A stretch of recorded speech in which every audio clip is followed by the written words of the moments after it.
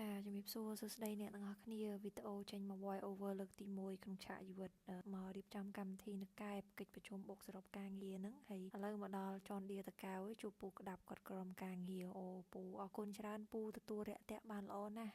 មានដូងមានអីឲ្យមានទាំងតឡនតនឲ្យមួយចានទៀតបានជើងតឡនតនមួយណាហើយក៏ឆ្អែតបាយមកដល់ពេលថ្ងៃនេះចូលបានបាយនៅខាងកែបយើងនេះទៀតមានអាមុកក្តាមបកាបកងក្តាមអីអូមកច្រើនណាស់ហើយក៏យើងចប់ទៅមករក Royal ដើម្បីដោយសារយើងប្រជុំនៅនោះតែមើលថ្ងៃទី1រៀងរករ៉ាបន្តិចអត់យល់ទេធ្វើស្អីគេនេះខ្ញុំ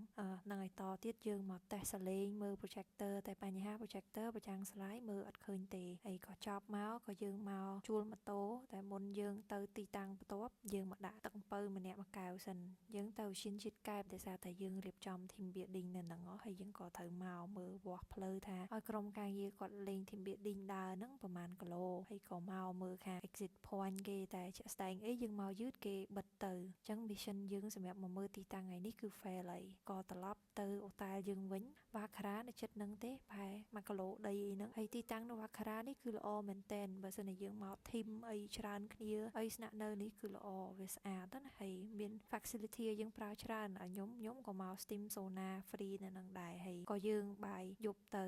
ថាមើលថតស្រាទៅហំហួនណាតែខ្ញុំអត់ចេះផឹកទេចាអរគុណច្រើនហើយក៏យើងតមករៀបចំ team building ធ្វើគូ map គូអីឲ្យពួកគាត់ហើយក៏បញ្ចប់ slide សម្រាប់កម្មវិធី meeting ថ្ងៃស្អែកសូមអរគុណសម្រាប់ការទស្សនាជួបគ្នានៅវីដេអូក្រោយ